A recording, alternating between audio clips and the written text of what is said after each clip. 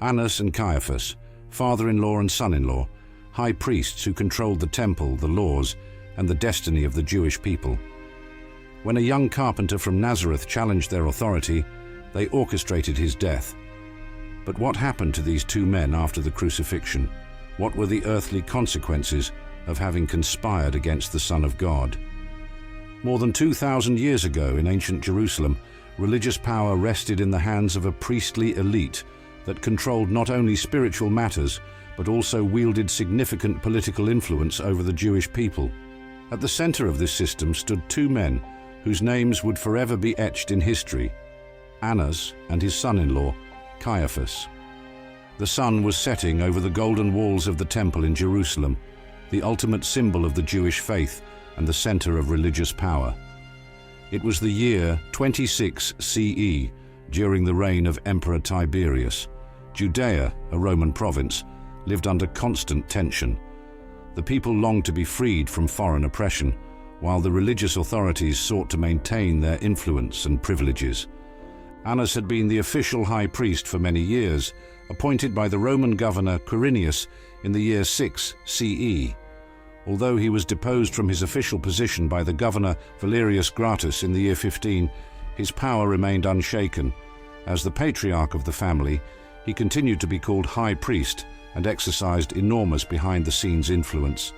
His political cunning ensured that 5 of his sons would occupy the high priesthood, in addition to his son-in-law, Joseph Caiaphas, who held the office officially.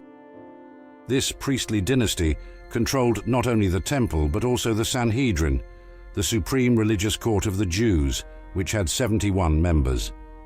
Annas's power did not stem solely from his religious position, but also from his immense wealth. The scriptures show how he turned parts of the temple into a lucrative marketplace. In the Gospel of John, chapter 2, Jesus expels the merchants from the temple, outraged at the desecration of the holy place. He found in the temple those who sold oxen and sheep and doves, and the money changers seated there. And making a whip of cords, he drove them all out of the temple, including the sheep and the oxen, and he poured out the coins of the money changers and overturned their tables. John 2:14-15. What many did not know was that those markets were controlled by Annas's family, which charged exorbitant fees to merchants and profited from exchanging Roman coins for the temple shekel, the only currency accepted for offerings. Any Jew who wished to offer sacrifices had to go through this corrupt system.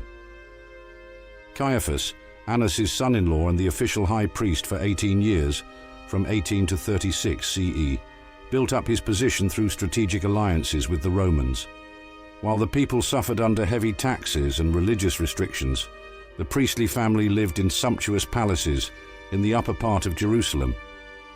Archaeological excavations in the ancient city have revealed evidence of these priestly palaces, including ritual pools, luxury vessels, and spacious rooms, a stark contrast to the simple lives of most Jews of that time. This information is supported by archaeological discoveries, not merely by tradition.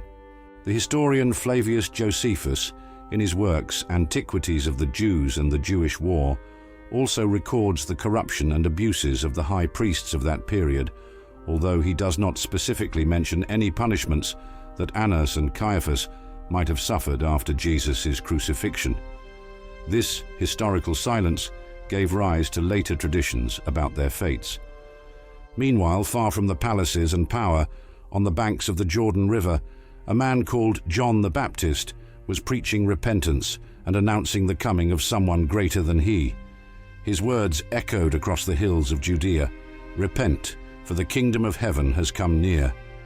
Little did Annas and Caiaphas suspect that this proclamation would mark the beginning of a chain of events that would forever change their lives and the course of human history. The encounter with the Galilean prophet. The clamor in the streets of Jerusalem grew louder each day. A new prophet from the province of Galilee was causing a great stir among the people. His name was Jesus of Nazareth, and accounts of his miracles and teachings quickly spread through the narrow alleys of the holy city, reaching even the corridors of the temple. In the imposing residence of Annas, located in the upper part of Jerusalem, the elderly ex-high priest was receiving unsettling reports. Seated in his private hall, adorned with fine tapestries and lit by oil lamps, he listened intently to one of his informants. "Master, he heals the sick on the Sabbath. He talks with tax collectors and sinners as if they were worthy, and the people follow him by the thousands." Annas stroked his long white beard, a symbol of his wisdom and authority. At 70 years of age, his face, marked by time and power, showed growing concern. It was not the first time false prophets claimed to be the Messiah. But this Nazarene seemed different. "What does he say about the law and the prophets?" Annas asked, his voice still strong despite his age. "He says he did not come to abolish the law, but to fulfill it. However, he interprets the scriptures in a strange way. He says, 'You have heard it said, but I say to you,' as if he had authority in himself." Elsewhere in the city, at the official residence of the high priest, Caiaphas was also receiving news about Jesus. Younger than his father-in-law, about 45, Caiaphas displayed ambition and political pragmatism. His alliance with the Romans was essential to maintaining his position, and any disturbance threatened that delicate balance. The first direct confrontation between Jesus and the temple authorities occurred when the Nazarene entered the sacred precinct, and seeing the money changers and merchants, overturned their tables and drove out the animals, declaring, "It is written, 'My house will be called a house of prayer,' but you have turned it into a den of robbers." Matthew 21:13. This act directly struck the financial interests of Annas's family, who controlled the temple trade.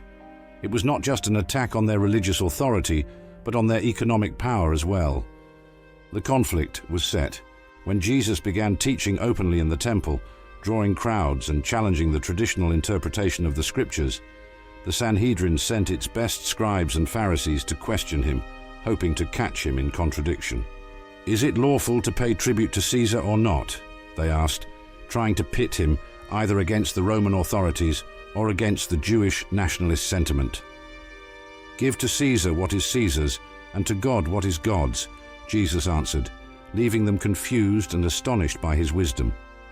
In a secret meeting of the Sanhedrin, recorded in the Gospel of John, chapter 11, Caiaphas voiced his political concern. "You know nothing at all, nor do you consider that it is to our advantage that one man should die for the people, and that the whole nation should not perish." John 11:49-50. This statement, later seen by Christians as an unintended prophecy about Jesus' redemptive sacrifice, in reality reflected Caiaphas's cold pragmatism. It was a question of political power. Better to sacrifice one man than to risk a Roman intervention that could destroy their privileges. Meanwhile, Jesus continued his mission. He healed the sick on the Sabbath, defying strict interpretations of the law. He forgave sins, a prerogative the priests considered exclusive to God. He spoke with authority about the kingdom of heaven, gaining followers among fishermen, tax collectors, prostitutes, and other outcasts of Jewish society. For Annas and Caiaphas, every miracle, every parable, every crowd that gathered to hear the Nazarene represented a growing threat to the established order. Tension mounted as the feast of Passover approached, bringing thousands of Jewish pilgrims from all regions of the Roman Empire to Jerusalem. The stage was set for the final confrontation. In the last meeting before the Passover, Caiaphas gathered the chief priests and Pharisees. The decision was made. Jesus was to be arrested discreetly, away from the crowds who might riot.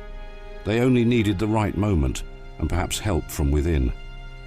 That opportunity soon arose in the form of one of Jesus' own disciples, a man named Judas Iscariot, who approached the authorities offering to hand over his master for 30 pieces of silver, the price of a common slave according to the law of Moses. The conspiracy against the carpenter's son. Jerusalem's streets bustled in the days leading up to Passover. Pilgrims from different parts of the Jewish world arrived in the holy city to commemorate their ancestors' liberation from Egypt. Amid the crowd, Jesus and his 12 disciples now walked cautiously, aware of the mounting tension with the temple authorities. At Caiaphas's palace, Behind closed doors, an extraordinary meeting of the Sanhedrin was taking place. The thick limestone walls ensured that no word was overheard by servants or the guards posted outside. The room was lit by oil lamps, casting unsettling shadows while the religious leaders deliberated. "This man performs many signs," said one Pharisee, showing his concern. "If we let him continue like this, everyone will believe in him, and then the Romans will come and take away both our place and our nation." The Gospel of John recounts this meeting in chapter 11, verses 47 to 53, where Caiaphas, serving as high priest, spoke with authority. "You know nothing at all, nor do you consider that it is to our advantage that one man should die for the people, and that the whole nation should not perish." The evangelist adds that Caiaphas did not say this on his own, but being high priest that year, he prophesied that Jesus would die for the nation. A theological irony in which Jesus' greatest enemy ends up being the instrument of a prophecy regarding his sacrifice. From that day on, according to the biblical text, they sought a way to put him to death. The decision was made. All they needed was the right time.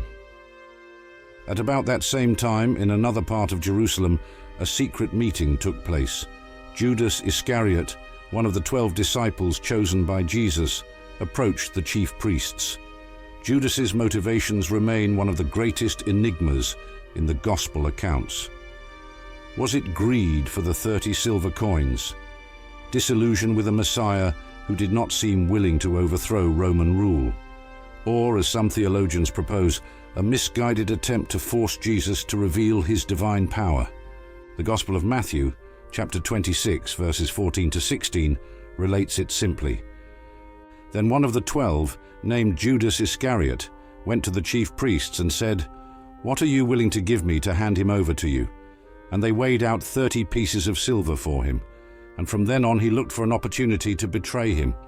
30 pieces of silver, the value attributed to a slave, according to Exodus chapter 21, verse 32.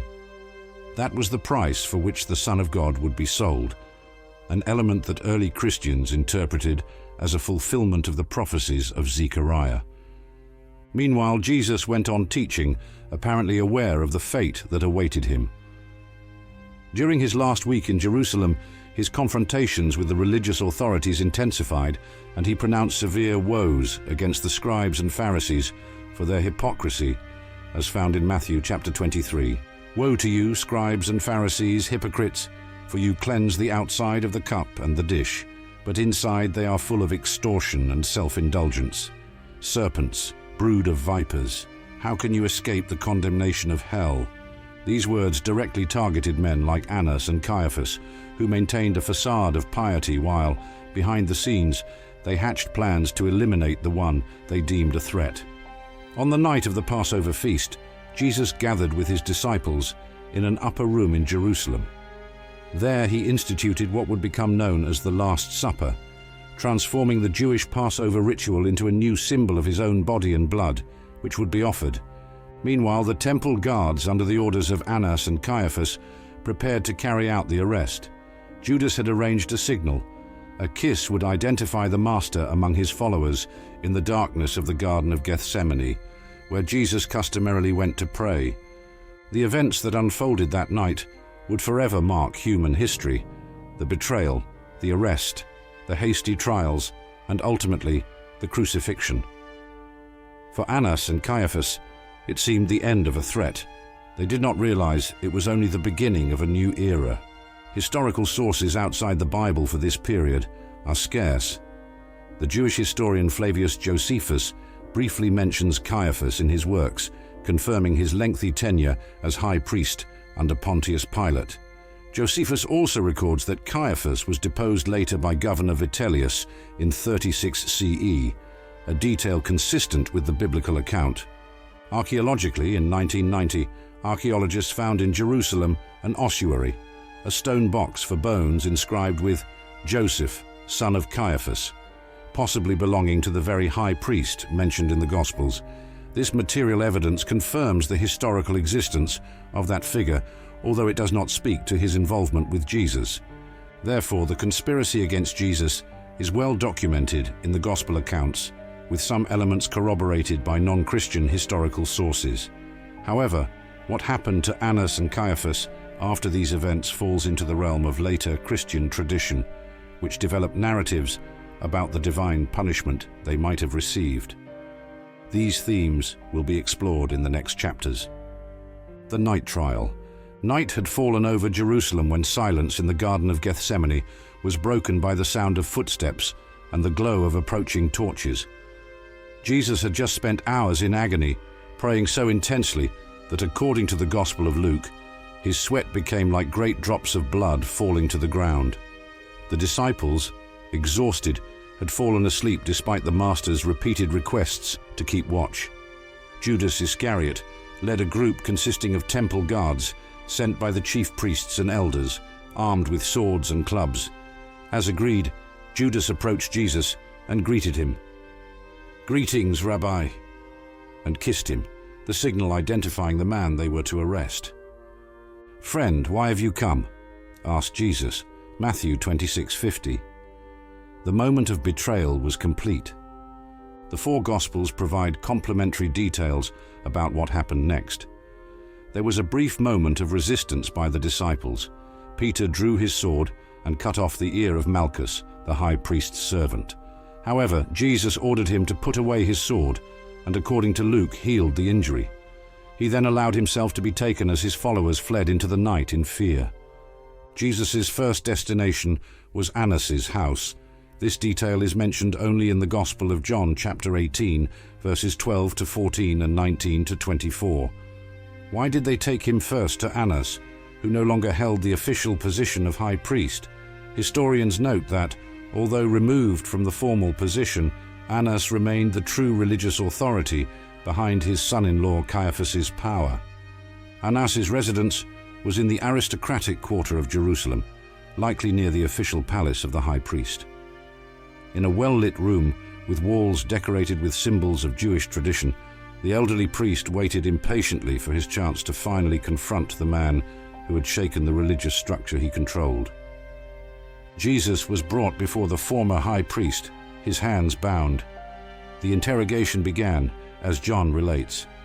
The high priest questioned Jesus about his disciples and his doctrine. Jesus' answer was direct, even defiant. "I spoke openly to the world. I always taught in the synagogue and in the temple, where the Jews always gather, and I said nothing in secret. Why do you ask me? Ask those who have heard what I said to them. They know what I said." That response directly challenged the legitimacy of the secret, nighttime interrogation. According to Jewish law, trials were to take place in daylight, with proper witnesses and opportunity for a defense. None of these conditions were met. The reaction was swift. One of the officers struck Jesus with his hand, saying, "Is that how you answer the high priest?" Maintaining his dignity even under assault, Jesus replied, "If I have spoken evil, bear witness of the evil. But if well, why do you strike me?" The preliminary questioning by Annas reached no formal conclusion.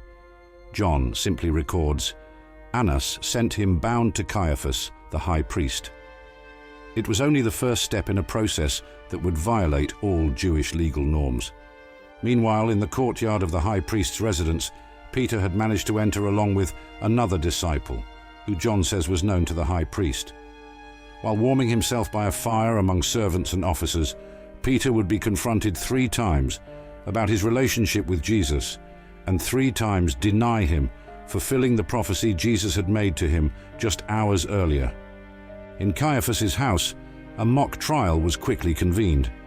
The Sanhedrin, or at least part of it, was urgently summoned in the middle of the night, another violation of Jewish legal standards.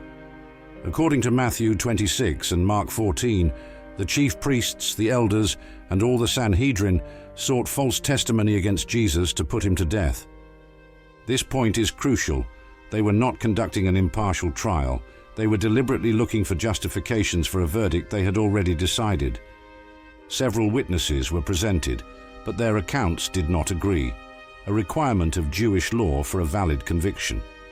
Finally, 2 witnesses claimed they had heard Jesus say, "I can destroy the temple of God and rebuild it in 3 days." This statement, possibly a distortion of Jesus' words about the temple of his body, John 2:19-21, was turned into the basis for the charge of blasphemy. Confronted with Jesus' silence before the accusations, Caiaphas rose in the midst of the assembly and directly addressed him. "I put you under oath by the living God. Tell us if you are the Christ, the Son of God." This was the decisive moment. Caiaphas used a formula of oath that, under Jewish law, forced the accused to respond.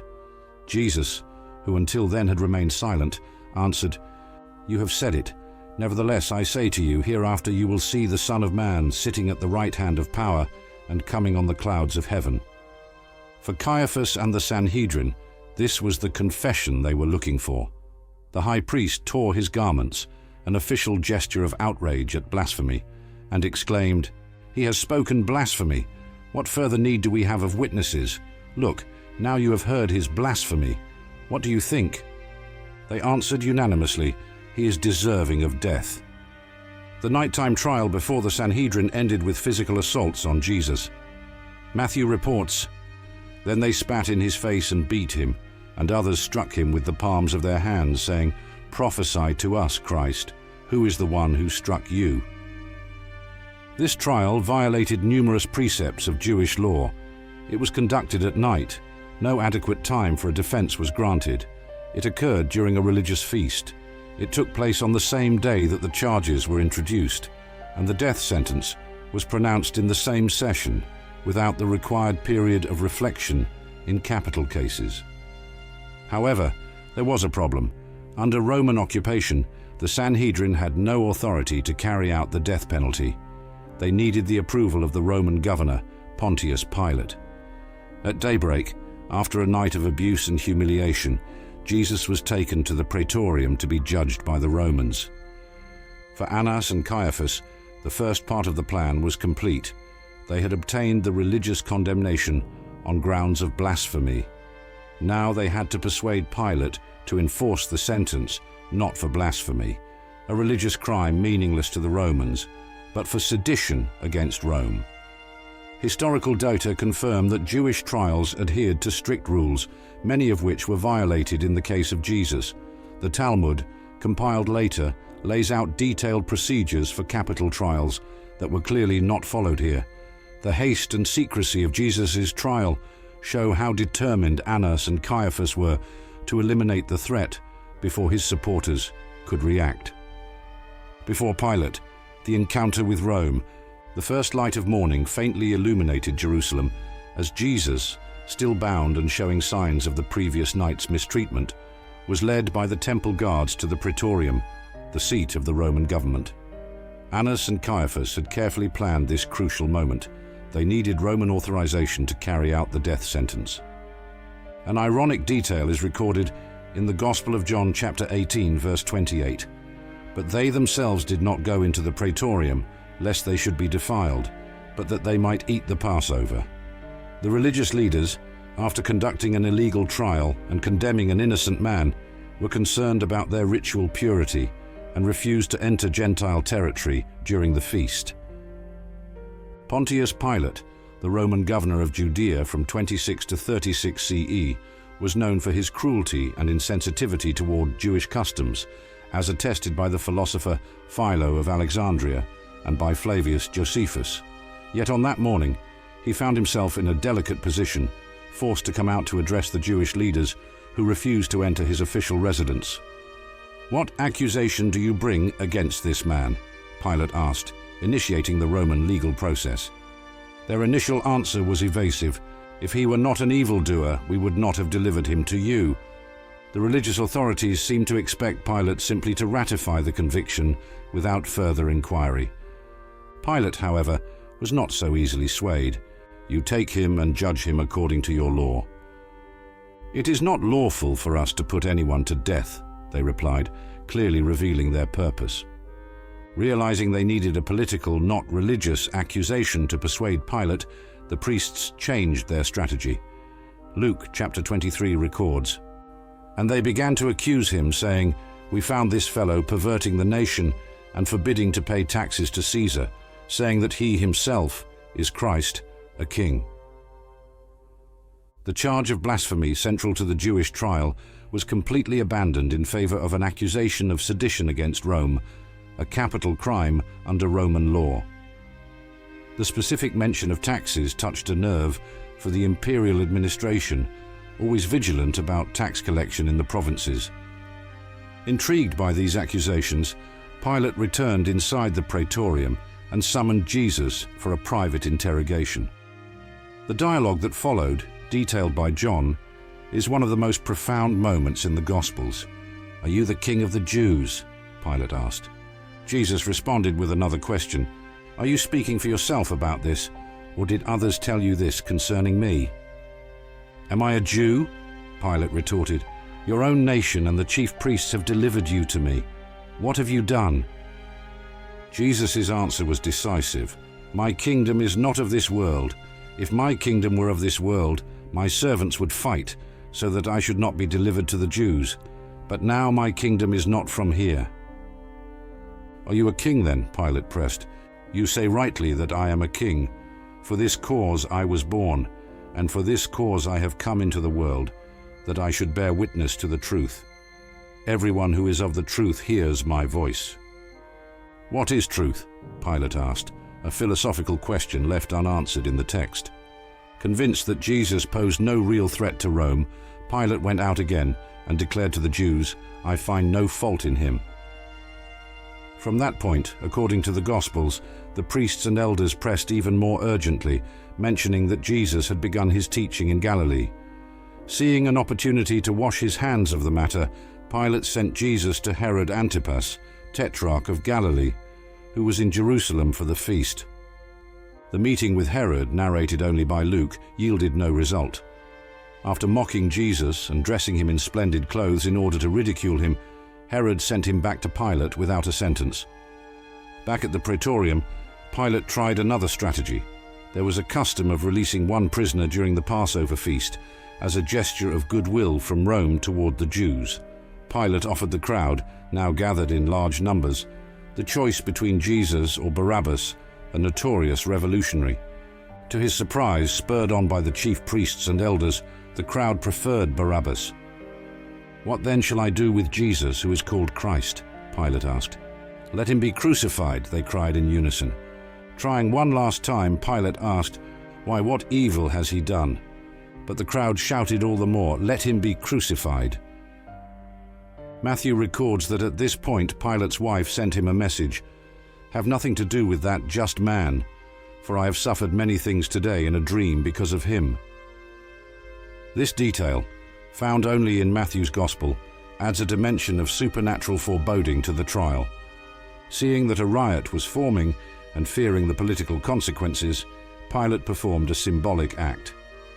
He took water and washed his hands before the multitude, saying, "I am innocent of the blood of this just person.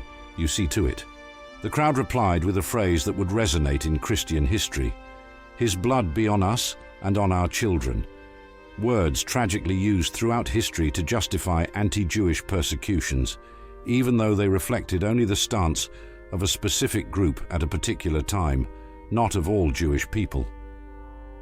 Finally yielding to the pressure, Pilate delivered Jesus to be crucified. First, however, he ordered him to be scourged, a common Roman practice before crucifixion called verberatio. The Roman soldiers, taking the opportunity to mock the King of the Jews, placed a crown of thorns on his head and a purple robe on his bloodied shoulders. For Annas and CAIAPHAS, watching from a distance, the plan had succeeded. Their shrewd manipulation of Jewish and Roman law had secured the condemnation of the man who threatened their religious power. The execution would be carried out by the Romans, sparing them from being seen as directly responsible by the people. The Roman historian Tacitus, in his Annals, chapter 15, paragraph 44, writing around 116 CE, briefly confirms these events. Christus, from whom the name Christians had its origin, suffered the extreme penalty during the reign of Tiberius under one of our procurators, Pontius Pilatus. This is one of the few non-Christian references from that period, affirming the historical crucifixion of Jesus under Pilate. The execution would happen immediately. Jesus carrying his own cross as per Roman custom, was led outside the city to a place called Golgotha, place of the skull, where he was crucified between two common thieves, thus fulfilling from the Christian viewpoint the prophecy of Isaiah chapter 53 verse 12. He was numbered with the transgressors. Annas and Caiaphas believed they had won, or so they thought. The crucifixion of Jesus, intended to end forever the movement he had begun, would become the central event of a new faith that, paradoxically, would surpass and outlive the very temple and priestly system they sought to preserve. The crucifixion and the first signs. Darkness began to fall unnaturally over Jerusalem as Jesus hung on the cross. It was about noon, the 6th hour by Roman reckoning, when, according to the Synoptic Gospels, there was darkness over all the land until the 9th hour, 3 in the afternoon. Some scholars have attempted to explain this event as a solar eclipse, though astronomically impossible during Passover, which takes place at full moon, or as a dust storm.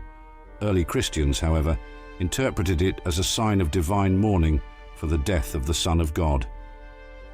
Annas and Caiaphas, having fulfilled their part in obtaining the condemnation, likely did not attend the crucifixion. As religious leaders, they would have avoided the ritual impurity that an execution entailed. However, they sent representatives to ensure everything went according to plan. Matthew's Gospel records that the chief priests also, mocking with the scribes and elders, said of Jesus as he was dying on the cross, "He saved others. Himself he cannot save. If he is the King of Israel, let him now come down from the cross, and we will believe him." Matthew 27:42. Meanwhile, at the temple, the Passover sacrifices continued. Thousands of lambs were slaughtered by the priests. Their blood was collected in bowls and sprinkled on the altar, following the prescribed ritual. None of those officiating there perceived the prophetic meaning that Christians would later see in this coincidence. While the Lamb of God was dying on Golgotha, the Passover lambs were being sacrificed in the temple. Around the 9th hour, 3 p.m., Jesus cried out with a loud voice, "Eli, Eli, lama sabachthani," which means, my God, why have you forsaken me?" Quoting Psalm 22, a text that early Christians would associate with the crucifixion. Moments later, Jesus cried out again and gave up his spirit. At that very moment, according to Matthew 27:51-54, extraordinary events took place. Then behold, the veil of the temple was torn in two from top to bottom, and the earth quaked, and the rocks were split, and the graves were opened, and many bodies of the saints who had fallen asleep were raised. And coming out of the graves after his resurrection, they went into the holy city and appeared to many. The account of the torn temple veil appears in all three synoptic gospels and holds profound theological significance. The barrier between God and humanity, symbolized by the veil that separated the Holy of Holies, into which only the high priest could enter once a year, was removed with the death of Jesus. For Annas and Caiaphas, had this event occurred as described, it would have been a severe blow and possibly a dire omen. The Roman centurion overseeing the execution, moved by the supernatural phenomena, declared, "Truly, this was the Son of God."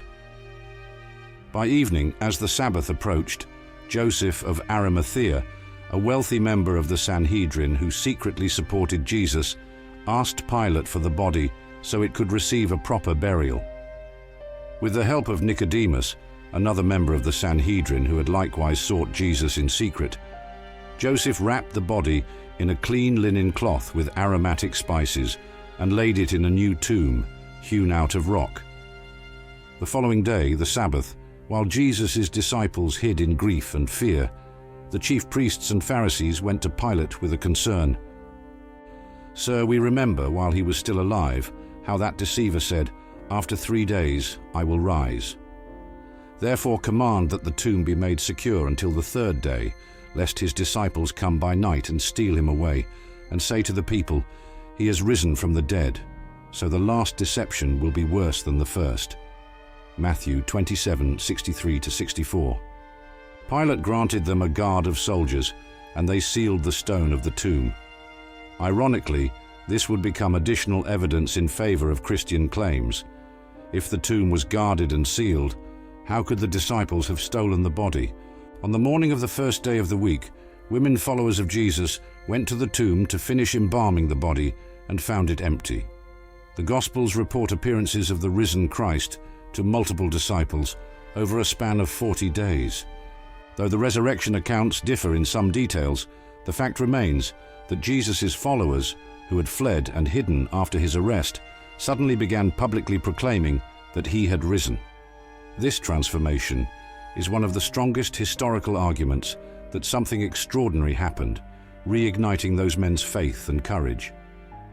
For Annas and Caiaphas, who believed they had definitively ended the Jesus problem, rumors of resurrection were unsettling. According to Matthew, they bribed the guards to say, "His disciples came at night and stole him away while we slept." Matthew 28:13. Yet obvious questions arose. How would the guards know who took the body if they were asleep? More importantly, why admit to such a serious lapse in duty when sleeping on watch in the Roman army was punishable by death? Either way, something extraordinary must have taken place for a group of demoralized, fearful disciples to become bold preachers, ready even to face persecution and death for declaring that their master had risen. That radical transformation soon led Annas and Caiaphas back into conflict with the rapidly growing Christian movement. It is important to note that the supernatural events described in the Gospels, the darkness, the earthquake, the tearing of the veil, and the resurrections, are not confirmed by non-Christian historical sources of the time. Neither Philo of Alexandria nor Flavius Josephus, both of whom wrote extensively on Judea during that period, mention them. Their silence does not necessarily amount to a refutation. Local events may simply have gone unrecorded in broader historiography. What is beyond historical doubt is that something very impactful occurred to radically transform the disciples. That extraordinary experience, in the Christian view, confirmed the resurrection and once again put Annas and Caiaphas on a collision course with the increasingly large Christian movement. The growth of the early church. 50 days after Passover, during the Jewish festival of Pentecost, Shavuot, an extraordinary event took place in Jerusalem that would change forever the course of the movement begun by Jesus. The apostles, gathered in a house, experienced what they described as the coming of the Holy Spirit, manifested by a sound from heaven as of a rushing mighty wind, and divided tongues as of fire that came to rest on each of them. The Acts of the Apostles, written by Luke as a continuation of his gospel, recounts that they began to speak in different languages, being understood by Jews from various nations who had come to Jerusalem for the feast. This event, known as the Christian Pentecost, is regarded as the birth of the church. Peter, who only weeks before had denied Jesus out of fear, now preached openly in the streets of Jerusalem. His sermon, described in Acts chapter 2, accused the religious authorities directly. Him, Jesus, being delivered by the determined purpose and foreknowledge of God, you have taken by lawless hands, have crucified and put to death. Acts 2:23.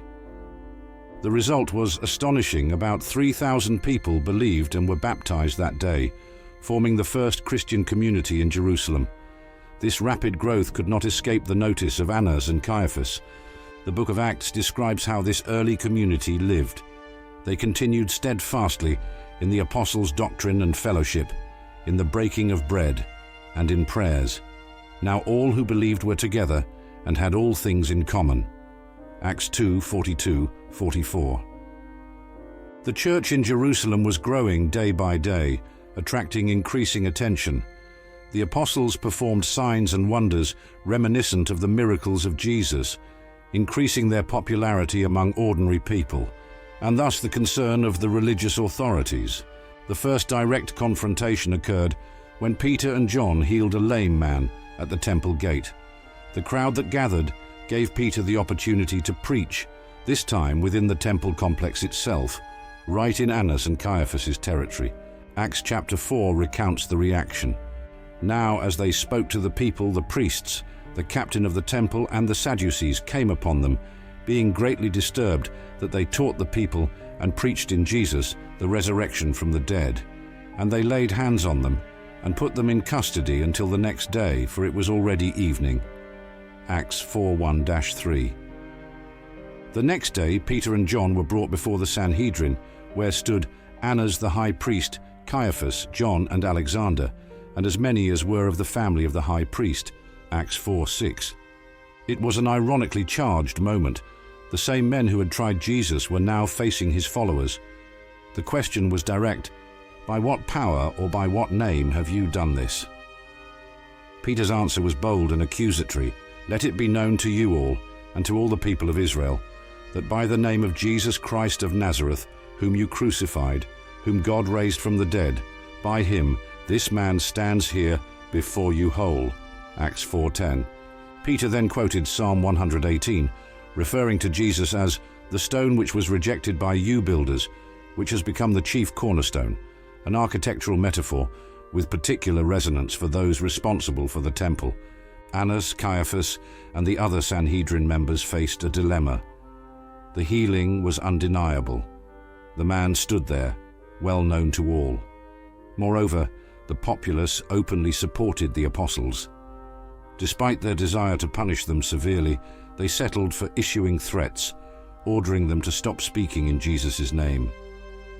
Peter and John replied firmly, "Whether it is right in the sight of God to listen to you more than to God, you judge.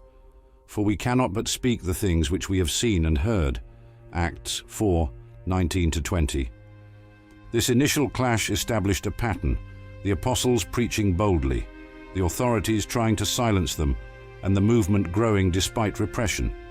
Tension increased when the apostles kept disobeying the Sanhedrin's orders. Acts chapter 5 describes a second arrest, this time of all the apostles, who were miraculously freed during the night by an angel of the Lord, and found the next morning teaching again in the temple. Brought before the Sanhedrin once more, they heard the accusation, "Did we not strictly command you not to teach in this name? And look, you have filled Jerusalem with your doctrine, and intend to bring this man's blood on us."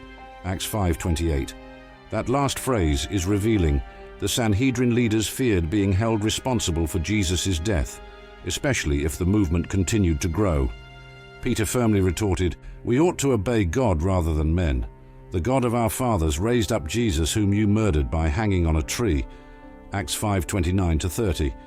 Upon hearing this, they were furious and plotted to kill them. However, a highly respected Pharisee named Gamaliel, who, according to tradition, was the teacher of Saul of Tarsus, the future Apostle Paul, stood and offered a wise recommendation. "Keep away from these men and let them alone.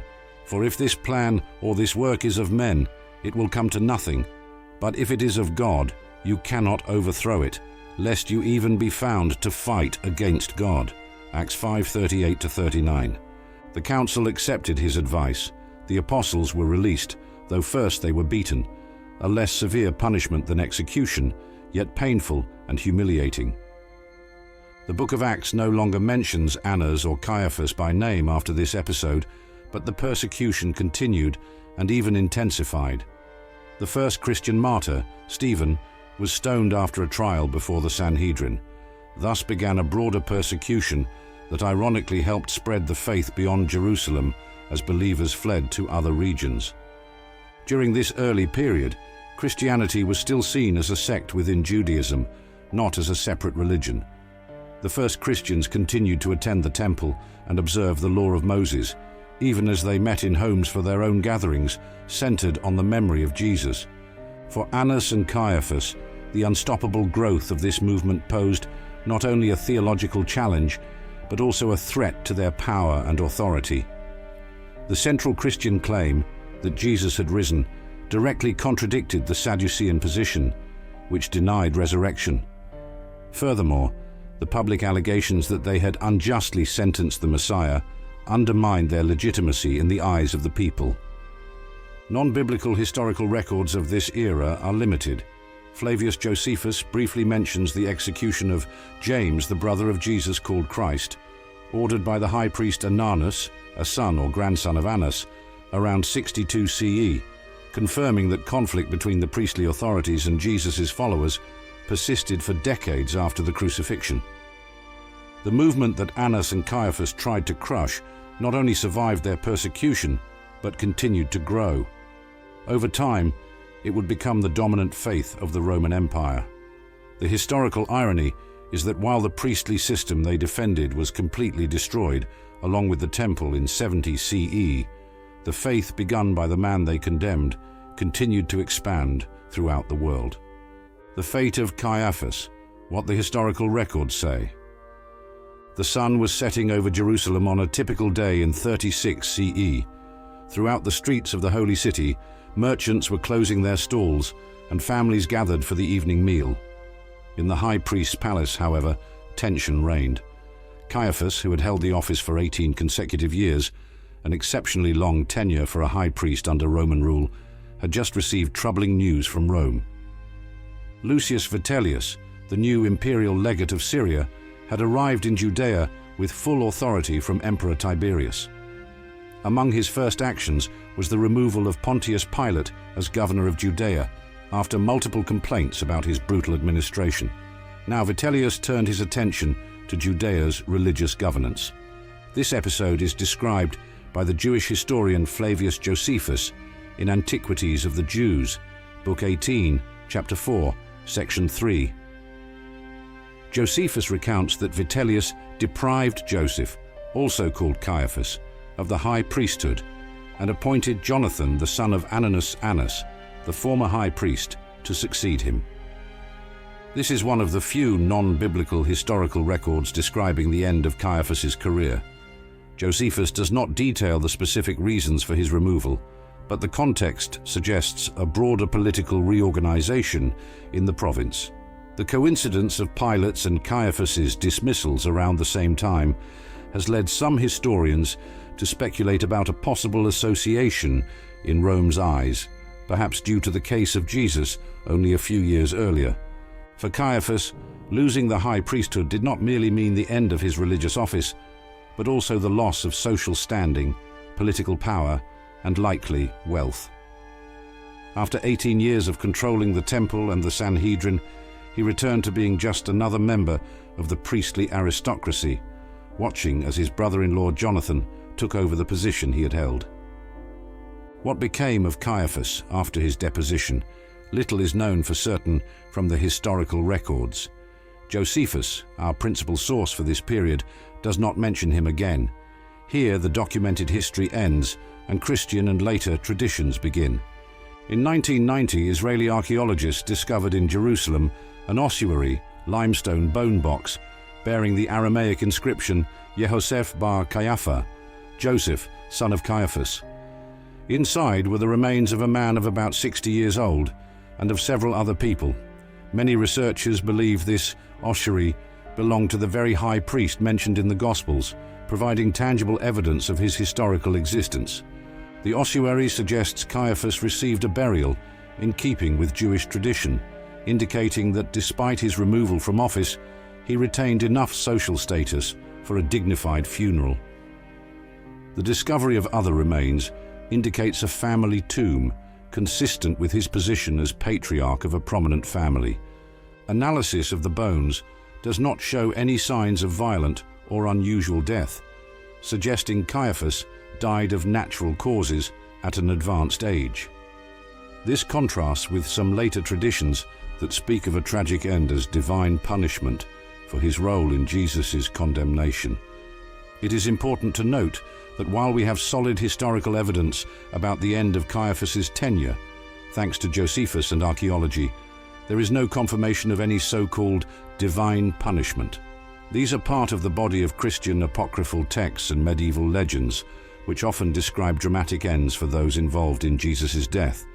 Some texts assert that Caiaphas killed himself like Judas. Others claim he succumbed to a terrible, debilitating illness. Still others say he was executed by the Romans or murdered by his own countrymen. None of these traditions are supported by historical evidence from that period. They are later elaborations reflecting the tendency to seek morally satisfying conclusions, the villain receiving his due, within religious narratives, With reasonable historical certainty, we can say Caiaphas was deposed in 36 CE by Roman order after an extended tenure in office. That, in itself, constituted a great fall for a man who had enjoyed considerable power for nearly 2 decades. The broader context is also interesting. Just a few years after Jesus' crucifixion, both Pilate and Caiaphas, 2 central authorities in his trial, were removed from their posts. For the early Christians, this no doubt seemed like providential intervention, even without more spectacular endings. The high priesthood continued under Annas' family as another of his sons inherited the office after Jonathan. This priestly dynasty retained influence until the Great Jewish Revolt, 66 to 70 CE, when the temple was destroyed by the Romans and the priestly system ceased to exist. The irony is that while Caiaphas's and his family's power vanished with the destruction of the temple, the movement he had tried to suppress, the early Christian church, kept growing and eventually spread across the entire empire. From the Christian perspective, this historical turn of events confirms the words attributed to Jesus: "Destroy this temple, and in 3 days I will raise it up." John 2:19. It was interpreted not just as a prophecy of his resurrection, but also of the rise of a new form of worship that would no longer depend on the physical temple in Jerusalem. The twilight of Annas, between history and tradition. While Caiaphas' end is relatively documented, the close of Annas' life, the powerful father-in-law who served as the true eminence grise of the priestly system, is even more obscure. Annas, also spelled Anan or Hanan in some sources, officially held the high priesthood only from 6 to 15 CE, but continued to wield influence for decades after being formally deposed. In biblical accounts, Annas last appears in the early chapters of the Acts of the Apostles, participating in the persecution of Jesus' followers. After this, the Christian scriptures fall silent about him, leaving a gap that later traditions and legends would fill. What we do know, based on historical sources like Flavius Josephus, is that Annas lived long enough to see 5 of his sons, and one son-in-law, Caiaphas, serve as high priests. A remarkable priestly dynasty, testifying to his vast political power. Josephus even calls him the most fortunate of men for having achieved that. Annas' longevity is notable given the political turbulence in Judea during that era. While Roman governors came and went, and high priests were appointed and deposed at Rome's convenience, Annas remained a constant figure operating behind the scenes. According to available chronology, historians estimate that Annas died sometime between the 40s and 50s CE, having reached an advanced age for that period, likely over 80. No verifiable historical record survives about the exact circumstances of his death. Here documented history ends and traditions begin.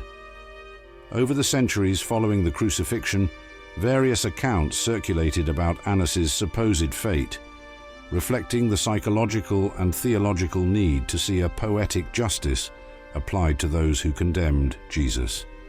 One tradition, preserved in Christian apocryphal writings such as the so-called Gospel of Nicodemus, also known as the Acts of Pilate, a 4th century pseudepigraphal text, states that Annas went mad after Jesus' resurrection and ended up killing himself, much like Judas Iscariot.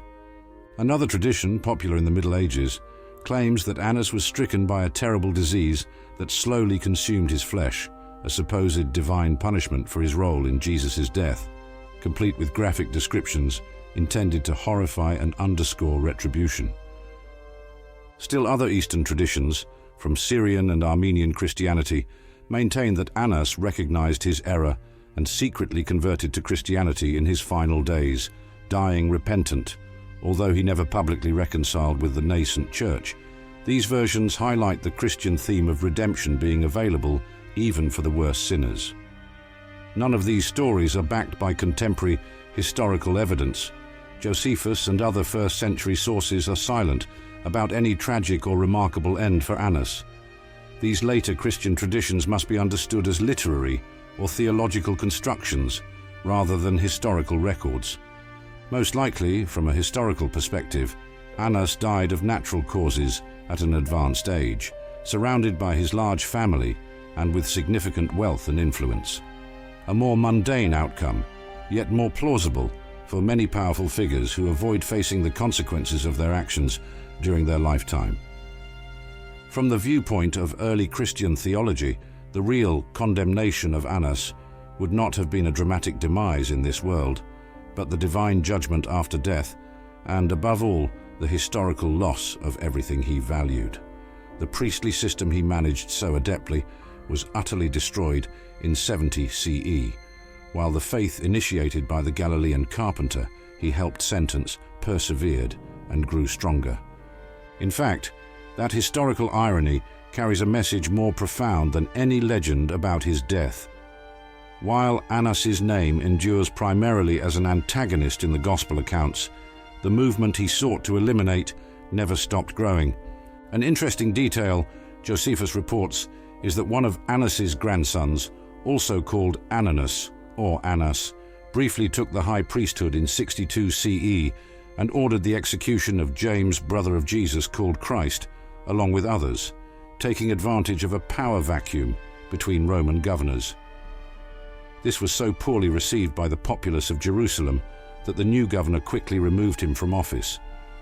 That incident confirms that the Annas family's antagonism toward Christians persisted decades after the crucifixion, and it suggests there was a price to be paid even by Annas's descendants whenever they persecuted Jesus' followers. When examining the various accounts about Annas's end, we should recognize them as expressions of the early Christian communities, which were often subject to persecution, finding solace in the idea that God would ultimately punish their oppressors. Stories of dreadful deaths or calamitous fates for Annas and Caiaphas follow a cultural pattern of exemplary punishment for villains. Without conclusive historical records on Annas's final days, perhaps the most interesting lesson lies in the fragility of his power. He built a familial and religious empire that in the end did not withstand the test of time. While his priestly dynasty flourished for a few decades, the system he represented was destined to perish, whereas the faith of the man he helped condemn continued to spread and gain momentum through the centuries. The destruction of the temple, the true punishment. In 70 CE, roughly 40 years after the crucifixion of Jesus, the Roman army under Titus laid siege to Jerusalem. Thousands of Jews who had come for Passover were trapped within its walls, suffering from hunger, disease, and internal strife among various factions. This siege was the climax of the First Jewish-Roman War, or Great Jewish Revolt, which had begun 4 years earlier. The rebellion against Rome, fueled by decades of religious tensions and economic exploitation, ended in disaster for the Jewish people. After months of brutal siege, the Roman legions broke through the city's defenses in August of that same year, 70 CE. What followed was one of the greatest catastrophes in Jewish history. Flavius Josephus, an eyewitness, described it in detail in the Jewish War, recounting scenes of horror. According to Josephus, the Roman soldiers set the temple on fire, despite Titus's orders to preserve it. The flames spread quickly throughout the impressive structure, which had been rebuilt and expanded by Herod the Great. The gold in the decorations melted among the stones, and soldiers pried apart the entire building, seeking the metal, literally fulfilling the words attributed to Jesus. "Not one stone shall be left here upon another," Matthew 24:2. This destruction marked the end of the Jewish priestly system centered on the temple. Without the sanctuary for sacrifices, the position of high priest and the Aaronic priesthood lost their essential purpose. The priestly class, including the descendants of Annas and Caiaphas, lost their base of power, wealth, and influence. The impact was devastating and final, although there was hope of rebuilding the temple, including a brief attempt during the Bar Kokhba revolt between 132 and 135 CE. The sanctuary was never restored. Where the Holy of Holies once stood, a mosque, the Dome of the Rock, would eventually be erected, standing to this day. For early Christians, these events were laden with significance. The Synoptic Gospels record Jesus' prophecies about the destruction of the temple. Then Jesus went out and departed from the temple, and his disciples came up to show him the buildings of the temple. And Jesus said to them, "Do you not see all these things? Assuredly, I say to you, not one stone shall be left here upon another that shall not be thrown down." Matthew 24, 1-2. In Luke, the prophecy is even more explicit, mentioning a siege of the city. "For days will come upon you when your enemies will build an embankment around you, surround you, and close you in on every side, and level you and your children within you to the ground. And they will not leave in you one stone upon another, because you did not know the time of your visitation." Luke 19:43-44. Christians viewed the temple's destruction as a fulfillment of Jesus' words and divine judgment on the leaders who had rejected him. Eusebius of Caesarea, the early church's first great historian, writing in the 4th century, explicitly connected Jerusalem's downfall with divine punishment for Jesus' death and the persecution of his disciples. It is important not to confuse this theological interpretation with the idea that specific individuals like Annas and Caiaphas were singled out for personal punishment. In fact, both were likely already dead by the time Jerusalem fell. The punishment, from the Christian perspective, was not directed at particular persons, but at the system they represented. The destruction of the temple radically transformed Judaism. Deprived of its sacrificial center, religious leadership shifted from the priests to the rabbis, the scholars of the law. The rabbinic Judaism that developed after 70 CE placed emphasis on studying the Torah, prayer, and charitable works as substitutes for sacrifices, turning the faith into one more centered on Scripture and community life. This transformation also meant the end of the priestly class that had dominated Jewish religious and political life. After the temple's destruction, the power of Annas and Caiaphas vanished along with the holy site. Some priestly families adapted, but they never regained the privileged position they had enjoyed in the temple era. For the descendants of Annas and Caiaphas, the temple's destruction amounted to the annihilation of the system to which they had devoted their lives, while the movement of Jesus continued to grow and consolidate. It was a historical punishment, not a miraculous retribution aimed at individuals, but rather the inevitable collapse of the institution they defended in the face of a rising new faith that transcended the walls of the stone sanctuary. Christian traditions about the punishment of Annas and Caiaphas. Although verifiable historical records of the personal destinies of Annas and Caiaphas are limited, later Christian traditions developed detailed narratives about their supposedly horrendous ends. While lacking historical confirmation, these stories powerfully shaped the Christian imagination for centuries. Such traditions began to emerge in the 2nd and 3rd centuries, when Christians still faced intermittent persecution in the Roman Empire. In such a context, accounts of divine punishments against past persecutors provided reassurance and hope for believers. One of the earliest texts to offer details about the fate of Annas and Caiaphas was the so-called Gospel of Nicodemus, also known as Acts of Pilate, an apocryphal work likely written between the 3rd and 4th centuries. Though not part of the biblical canon in the major Christian churches, this document significantly influenced medieval popular religiosity. According to one version, Annas, Caiaphas, and other Jewish leaders who took part in Jesus' condemnation were struck by terrible illnesses. Caiaphas supposedly suffered a fever so severe that it consumed his flesh, while Annas was afflicted with leprosy that disfigured him before he died.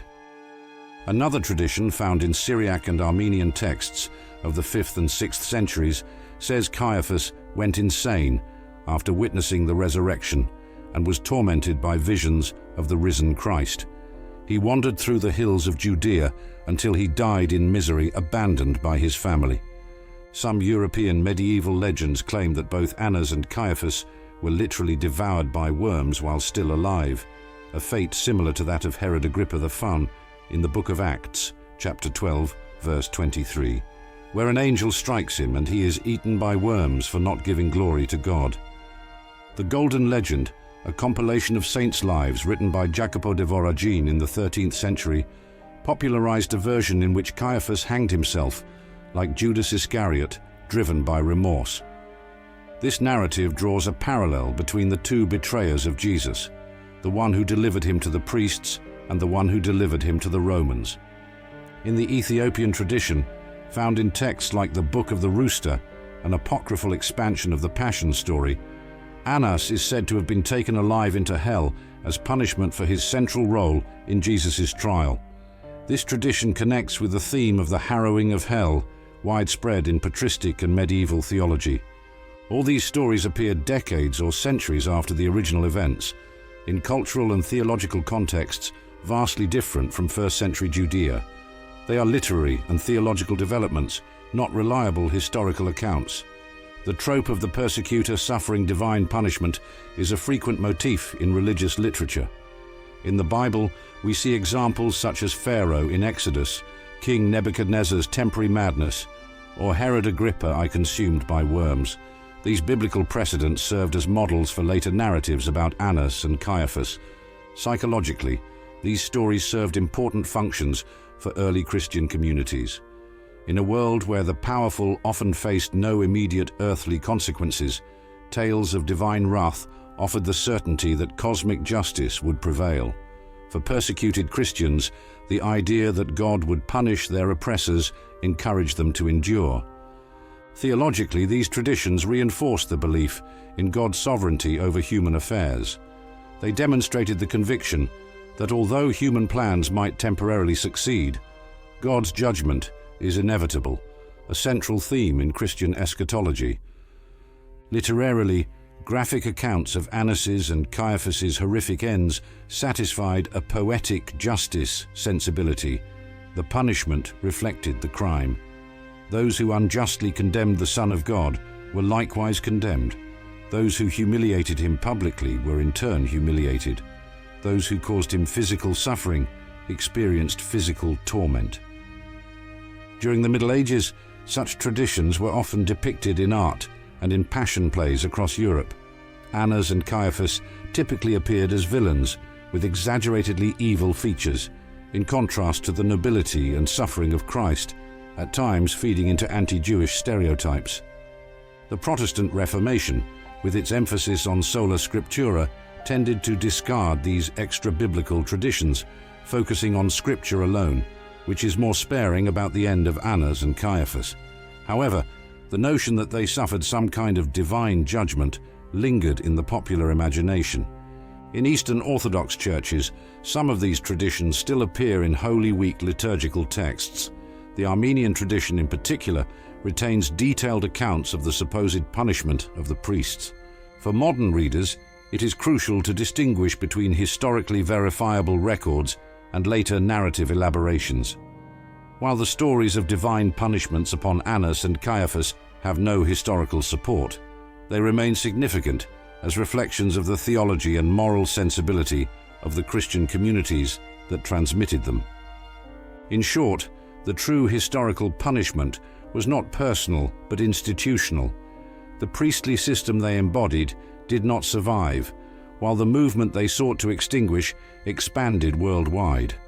This historical irony speaks more powerfully than any legend about their individual fates. The transformation of Judaism after the Temple. Although much of this account has focused on the fate of Annas, Caiaphas, and the system they represented, it is important to understand the profound transformations Judaism underwent after the Temple's destruction in 70 CE. Those changes constituted a more significant punishment for the priestly class than any individual fate that might be attributed to them. Before the destruction, Judaism was a religion strongly centered on the Jerusalem Temple. This was not merely one among several temples, but the sole legitimate site for the sacrifices required by the law of Moses. The high priest and the Aaronic priesthood fulfilled an essential mediatory role between God and the people, especially on Yom Kippur, the Day of Atonement, when the high priest entered the Holy of Holies to atone for Israel's sins. With the temple's destruction, this system faced an existential crisis. How could Judaism endure without its ritual center? How would sins be atoned for without the sacrifices? How was worship to proceed without the sacred place designated by God? The answer came primarily from the Pharisaic movement, a theological rival of the Sadducees, the group to which Annas and Caiaphas belonged. Led by Rabbi Yochanan ben Zakkai, who, according to tradition, escaped Jerusalem during the Roman siege by being carried out in a coffin, the Pharisees established an academy at Yavne, Jamnia, and began reimagining Judaism in a way that no longer depended on the temple. The transformation was radical. The study of the Torah, prayer, and deeds of charity came to be seen as substitutes for the sacrifices. The synagogue, once a secondary site of prayer and instruction, became the central institution of religious life. Rabbis, teachers and interpreters of the law, gradually took the place of priests as the spiritual leaders of the community. The liturgy adapted to remember the temple without depending on it. Prayers were composed to substitute for the daily sacrifices. The family table became a small altar, with ritual meals evoking the temple service. Passover, which had required sacrificing the Passover lamb at the temple, evolved into a domestic celebration focused on retelling the Exodus story. The rabbinic Judaism that emerged from this shift proved remarkably resilient and adaptable. No longer tied to a single geographic location or hereditary leadership, it was able to survive and flourish in the diaspora, preserving Jewish identity under diverse political and cultural conditions. For Annas's and Caiaphas's family, and for the Sadducees as a whole, the transition spelled total defeat. They not only lost their center of power when the temple was destroyed, but their theological stance, emphasizing the priesthood, sacrifices, and a literal reading of the written law, was eclipsed by that of their Pharisaic rivals. The Sadducees, who denied the resurrection and the oral tradition upheld by the Pharisees, disappeared as a defined movement. Without the temple, their power base and raison d'etre, they had no means of perpetuating their viewpoint. Their version of Judaism is known mainly through the critiques of opponents in rabbinic texts. While priests retained a degree of symbolic prestige in Jewish communities, for instance, receiving the first call to read the Torah in synagogues, they lost their principal functions and power. Some priestly families reinvented themselves as rabbis, but most faded into ordinary life. Paradoxically, post-temple Judaism developed traits that, in certain respects, paralleled the early Christian movement. Both religions began emphasizing prayer, study of the scriptures, and ethical living over sacrificial worship. Both became portable, able to exist without a geographic center. Both incorporated the memory of the temple into their liturgy, but built structures and institutions not dependent on it. Nevertheless, fundamental theological differences remained, especially concerning the identity of Jesus and the significance of his death, ultimately separating the two traditions definitively. Rabbinic Judaism consistently rejected the Christian claim that Jesus was the Messiah and Son of God, while Christianity viewed the temple's destruction as validating Jesus' prophecies and ushering in a new mode of worship in spirit and truth, John 4:23. For any surviving descendants of Annas and Caiaphas, after Jerusalem's fall, the world had irreversibly changed. The system their forebears had controlled lay in ruins. The movement they had tried to destroy persisted and expanded, and their own religion came to be defined by the former Pharisees, who had successfully preserved and reconstituted Judaism on new foundations. This historical outcome highlights a deeper poetic justice than any legend about personal ends. The system they employed to condemn Jesus collapsed entirely, while the faith he proclaimed endured. It was not an act of supernatural vengeance against specific individuals, but the product of historical forces that reshaped the religious landscape of the Mediterranean and ultimately the entire world. The lasting legacy of Annas and Caiaphas. In Christian tradition, Annas and Caiaphas went beyond their historical identities as first-century priests to become archetypal figures, symbols of corrupt religious power and the stubborn refusal to accept divine truth. This metamorphosis hinted at already in the Gospels, continued through the centuries, influencing Christian thought on religious authority and spiritual integrity. In the Gospels, particularly in John, Caiaphas utters the famous line, "It is expedient for us that one man should die for the people, and not that the whole nation should perish." John 11:50. The evangelist presents this as an unintended prophecy. In his role as high priest that year, without realizing it, Caiaphas pronounced the truth about Jesus' sacrificial death, even as he plotted to kill him. That theological irony, the opponent of Jesus becoming an unwitting mouthpiece for God's plan, was developed extensively by the Church Fathers, who saw it as proof of God's sovereignty, able to work even through those who resisted his purposes. St. Augustine, in his commentaries on John's Gospel, elaborates on this irony, noting that God often speaks through unexpected individuals and sometimes even through the impious. Caiaphas thus becomes an example of someone who serves the divine plan without being aware of it. In patristic and medieval preaching, Annas and Caiaphas were frequently cited as examples of bad religious authority. St. John Chrysostom, in his homilies on Matthew, contrasted the hypocrisy and political ambition of the chief priests with the simplicity and authenticity of Jesus and his disciples. This contrast served as a warning to ecclesiastical leaders against the temptation to pursue power at the cost of spiritual integrity. During the Middle Ages, depictions of Annas and Caiaphas grew increasingly negative, especially in passion dramas staged in many European cities. The high priests were often portrayed in a caricature-like fashion, with exaggerated greed and malice set against Jesus' nobility and sacrifice. Regrettably, these portrayals sometimes became entangled with anti-Jewish elements, as the priests were depicted with distorted or stereotyped physical features to emphasize their Jewishness, thus reinforcing medieval societal prejudices against contemporary Jews. With the advent of the Renaissance and the evolution of European art, artists such as Giotto, Duccio, and later Caravaggio approached the trials of Jesus with greater nuance.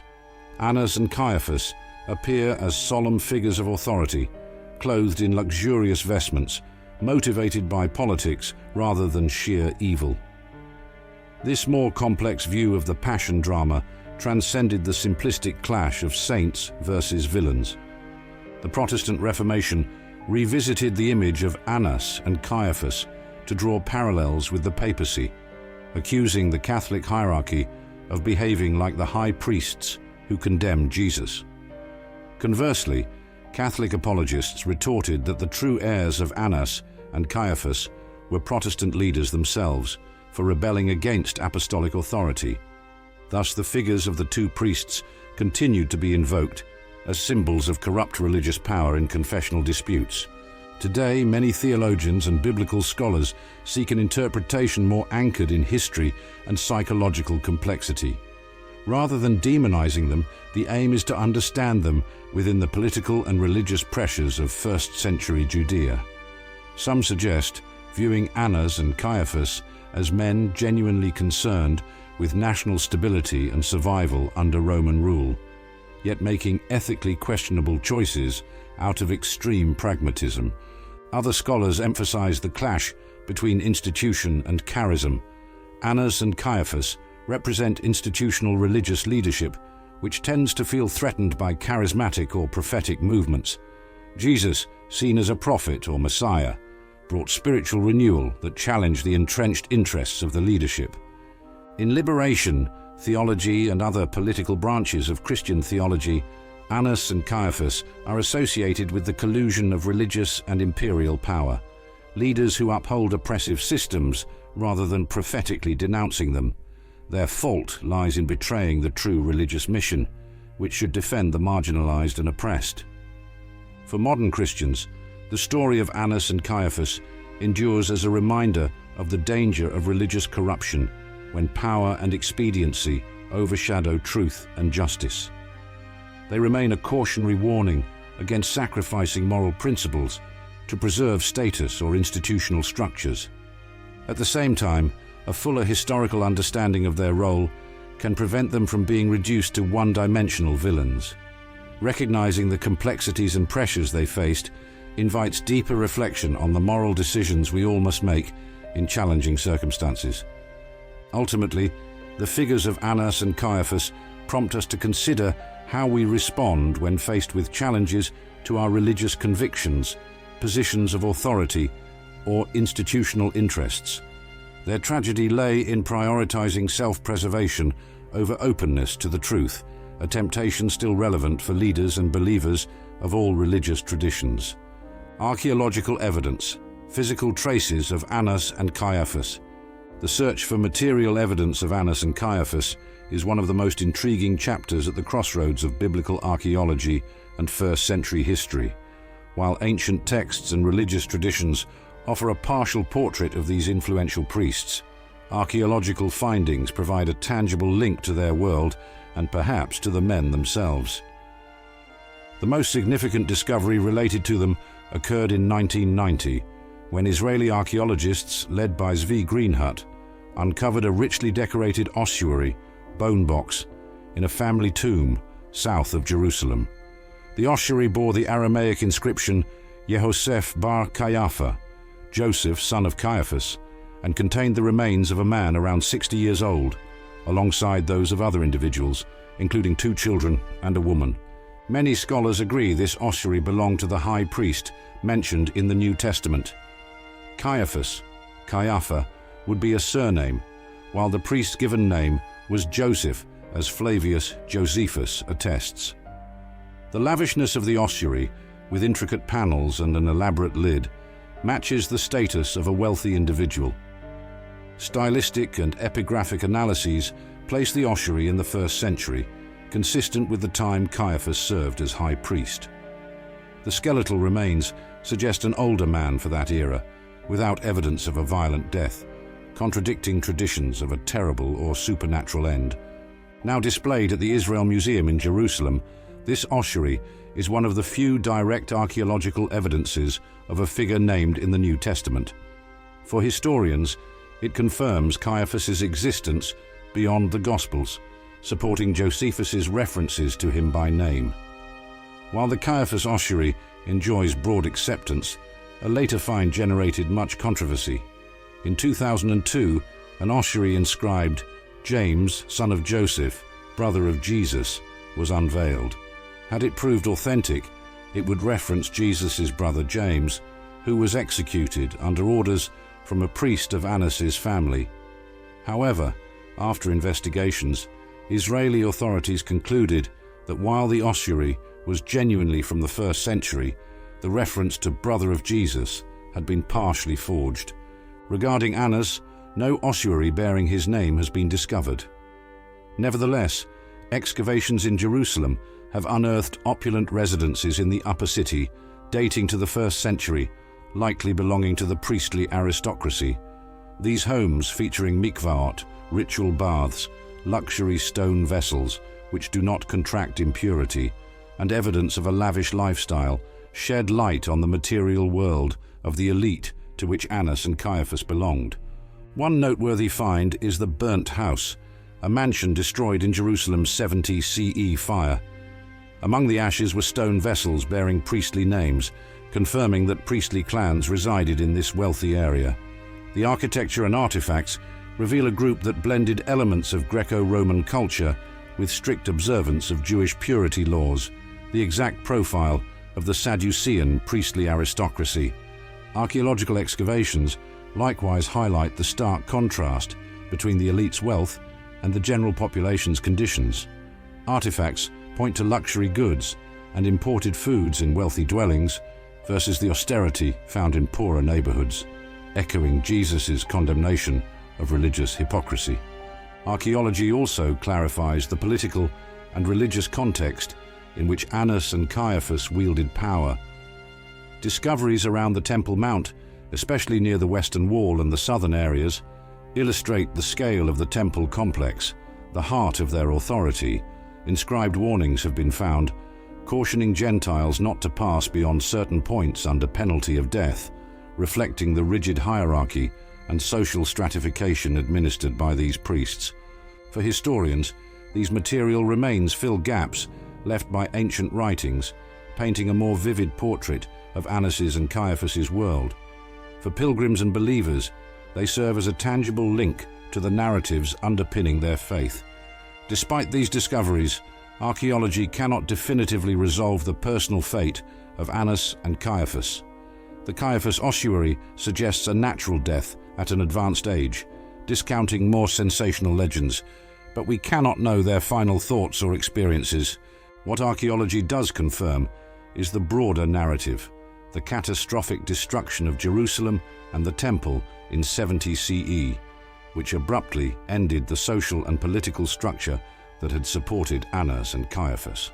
Layers of destruction uncovered in multiple excavations, bearing charred remains and abandoned artifacts, testify to the sudden and violent downfall of that socio-religious system. That ruin, far more than any rumored personal demise, constitutes the true historical epilogue for these two powerful men. It was not a miraculous vengeance aimed at their lives, but rather the total collapse of their world and the system they strove to maintain, even as the movement they had attempted to quash continued to grow.